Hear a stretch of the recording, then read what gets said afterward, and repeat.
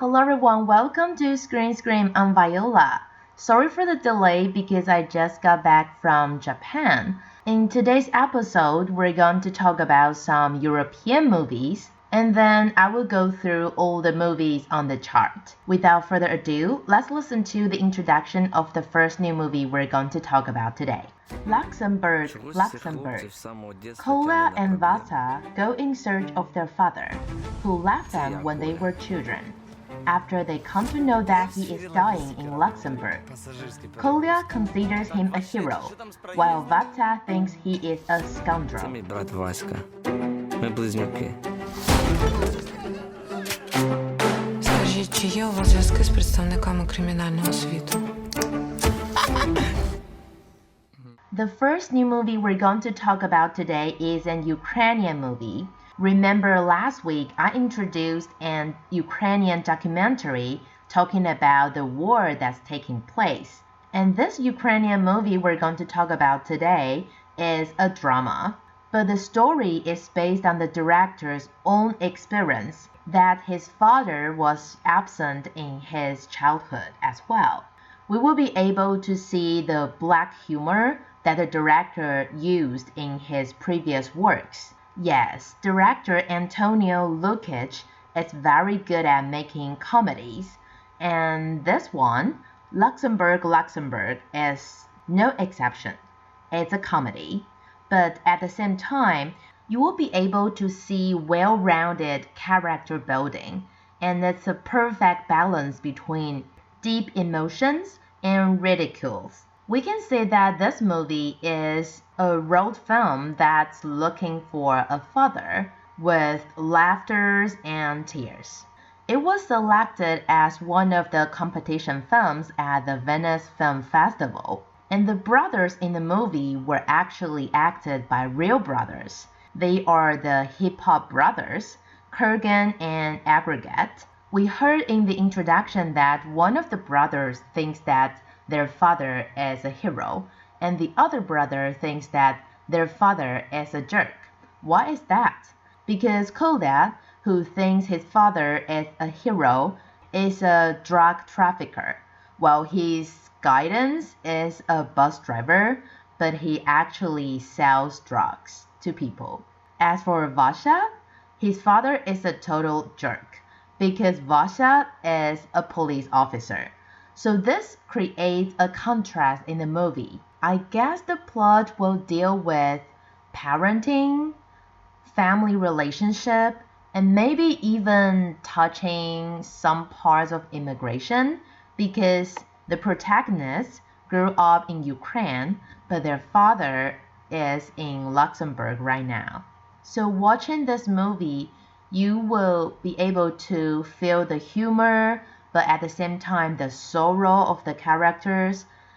I would say it's a love letter, a sincere love letter to the director's late father, but also it's a question to ourselves why we will continue following those past memories that have been left behind by us. The second new movie we're going to talk about today is also a little bit sad. I've seen it myself. I like it very much. Let's listen to the introduction. Unruly. Maureen, a strong-minded young woman, is seen by authority to be ill-mannered. Concerned her unruly behavior will incite others. She is sent away to a women's institution on the small island of Sport. Here, she is to learn how to behave as a proper young woman. She must share a room with Soren, who has already internalized the story about herself and has learned to behave properly. Soren is to help Maureen settle in sport and help her change her behavior. But Maureen's refusal to comply with the system leads to terrible consequences for both. The film is inspired by actual events of the Women's Institution of Sport in Denmark in the 1930s. Sexual. Det er bedst, hvis man angrer med det samme. The second new movie we're going to talk about today is a Denmark movie by director Malo Raymond. It's adapted from the real story of the island Spork in Denmark. The director was brave to unveil this dark history of Denmark. It's a very sensitive but powerful story. Under the director's sharp and holistic control, the movie tells the story with shocking cinematography, and it switches very smoothly in two different time zones. Well, were there two different time zones? I think it's only about the past. In 1930s. But anyway, the director rebuilt the dark history, the people, the event, everything, telling the dark story that happened on Island Spork that people don't know that has been covered for many years. We can also see different facades of humanity. I would say it's very fascinating throughout the movie. It's very interesting but very heartbroken at the same time. Unruly analyzes the tragedy that happened on the immoral girls at the time. The director captured the confusion, sadness, and anger of adolescents and how these girls wanted to pursue their freedom. I would say the movie really is a heartbroken historical ballad. But within this deep and depressed atmosphere, we can still feel the strong women power that shows these girls are not afraid of anything. I went to the screening of this movie.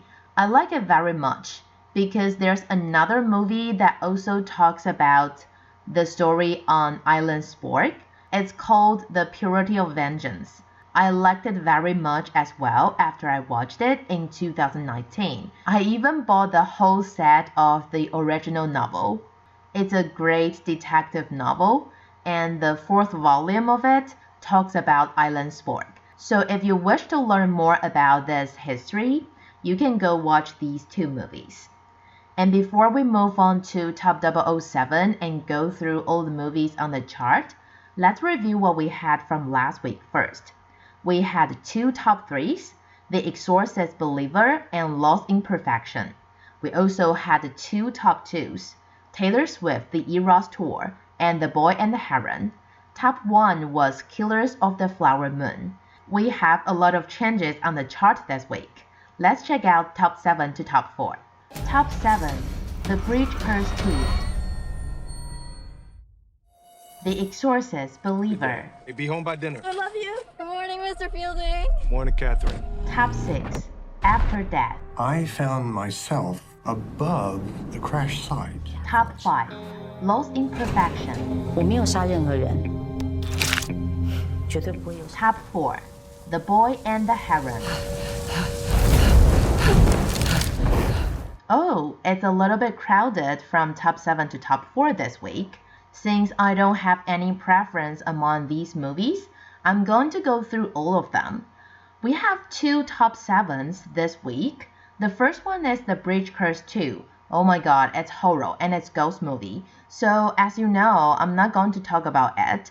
I just want to mention that when I introduced it a few weeks ago, I realized that the story is a little bit similar to my school in Taiwan. So I'm super timid and I was afraid to talk more about it. That's it. The second top 7, The Exorcist Believer, also a horror. I don't understand. Was it because Halloween just ended? Because The Exorcist Believer actually dropped the chart? And it's back again. Top 6, After Death. It's an American documentary discussing near-death experiences. I don't know the reason why it's not going to be released in Taiwan, and actually there's nothing about it. No information at all. But if you're in the US, you may go watch it. Top 5, Lost in Perfection. I would say it's the most popular Taiwanese movie in Taiwan right now. I wouldn't say it's critically acclaimed, but it cast a lot of A-listed movie stars. So at least their acting skills would be pretty natural. That's something to look forward to. Last but not least, top 4, The Boy and the Heron, the latest Ghibli animation. Also, the only Japanese movie on the chart this week. It has been on the chart for I forget how long, 8 weeks?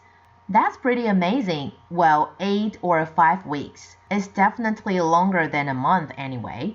And it's time to move on to top 3 to top 1. Top 3. Killers of the Flower Moon. Money flows freely here now. I do love that money, sir. Top 2. Five Nights at Hi, Freddy's. this is Mike. I was just calling to see if that job that you offered was still available. Yes. The security guard. I will take anything. Top 1. Taylor Swift, The Eras Tour. This has been the most extraordinary experience of my entire life. Well, I would say there's a lot to talk about with these 3 movies. So if I talk too much about Killers of the Flower Moon, I will end up just discussing this movie. As I mentioned in previous week, I think today is suitable to give out spoilers. I mean, it has been how long? 3 weeks? I think it's okay to discuss the spoilers. Besides, it's based on true story. If you already know what happened, you're spoiled anyway. So the thing is, I always wanted to read the book after I watched the movie. I reserved the English version at the library, and it happened that on one Wednesday, I lost my Wi-Fi. So, people say modern people don't read. Well, if you take away their internet, they have to read. So I finished reading the book in one day, in 6 hours to be specifically. It was very shocking and sad because, for example, when the author, the journalist, went to investigate this case, he realized that there are a lot more murders that are obviously not done by the characters we see in the movie, which means, besides what Hell did, there are other murders. It's just because maybe Burkhart and Hell, they killed too many people. And most of them, well, not most of them, many of them, at least 4, are from the same family. They are the family member of Burkhart's wife. So that's very suspicious. And they were revealed. They were caught. But other murders were never solved. That's creepy. And creepier thing is that after Burkhart and Hell were arrested, there are other murders still going on. I really can't imagine how Osage people will live under such fear during 1930s. It's so frightening. I mean, if I were an Osage person in 1930s, I would not want the money I own because people would kill me for that money. Well, it's just so sad that people's greed could be so severe that they would kill people, and it's probably more than 1 person or 2 people. Horrible. It's just so horrible. I do have other thoughts regarding Killers of the Flower Moon, but I will save it for next week if it's still on the chart. And that's all the time we have for today. Hope you like this show and remember to tune in same time next week here at Screen Screen. I think I will be on time because I'm back in Taiwan, right? I'm Viola. See you next week.